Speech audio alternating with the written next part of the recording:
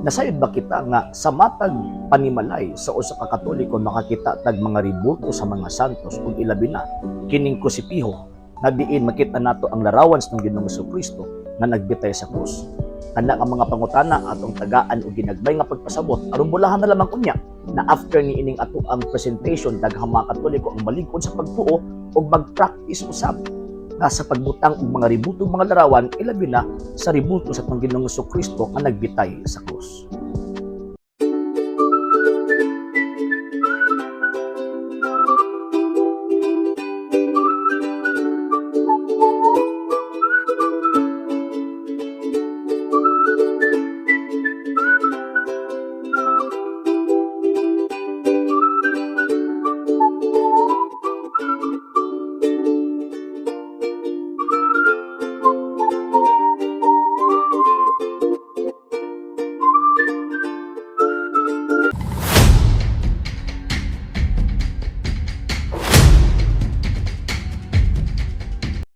Unang rason nga kita mga Katoliko na atay mga altar, ilabi na atay krusipiho nga larawan sa Ginoong Jesucristo nga nagbitay sa krus. Una kay atong gipadayag ang atong pagtuong Kristiyano. Nanuman kay kining maong mga imahen nagrepresentar man kini sa pagpadayag sa doktrina sa Iglesia Katolika Apostolika Romana nga ang Kristo namatay sa krus tungod sa atong gitawag og mga sala o giluwas kita niya pinaagi sa iyang dugo nga giula dito sa krus. O dili mahitabo na ang Kristo mahimong tao kung wala gidawat sa gitawag og mahal nga birhen ang kabubuton sa Ginoong Dios nga luwason niya ang tao. Ngunit at the same time, tungod sa gihimo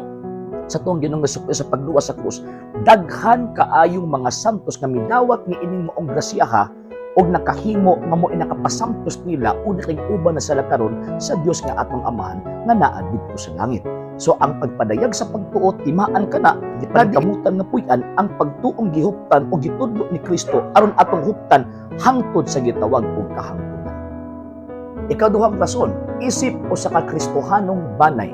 ang matag panimalay magahingayod og luna diin kanang lunaa ang sentro mao ang atoang Ginoong Jesucristo. Dili ang atoang pagkatao, dili ang atoang tawag indog, kundi ang sentro mao ang atoang Ginoong Jesucristo. Nganuman kay pinaagi ni ini ato ang ginapadayag kanunay nga wala kitay mahimo ni ining maong kalibutana, wa tay maangkon nga mga grasya ni ining maong kalibutana, wa tay makuha mga kadungganan ni ining maong kalibutana kung dili motugot ang Ginoong Dios nga maoy nagluwas kanato didto sa gitawag og krus. Mao na sa matag panimalay, unta every panimalay nato pagsulod sa atong panimalay ang sentro mao ang krus, ang sentro mao ang altar, nga naman tungod sa hinungdan kay ang tanang grasya nga ato ang nadawat, dili kana nato madawat kung dili kana itugot sa Dios. Ikatulong nga rason, isip o sa kakristohanong banay, ang matag panimalay magahingayod og luna o kabin ang tibuok pamilya maghimo sa gitawag og pag-ampo ug pagsimba.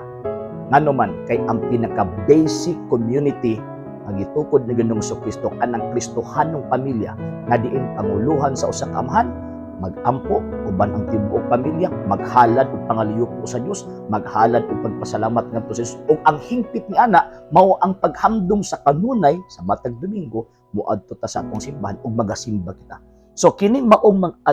altar, kining maong mga imahen nga naa sa ato ang gitawag og panimalay kana nagpadayag nga kining maong ato ang panimalay, ang Kristo mao ang sentro, ang Kristo mao ang naghari ni ining maong pamilya. Mao na sa matag tan-aw nato ni ining maong mga imahen, mamalandong kita kanunay nga kining ato ang kinabuhi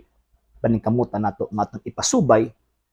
sa Ginoo nga nagluwas kanato gikan sa krus og mahiabto kita sama sa mga santos, magkaambit kita ni anang maong grasya sa pagkasantos o makig-uban kita ngadto sa Dios nga atong labaw makagagahom.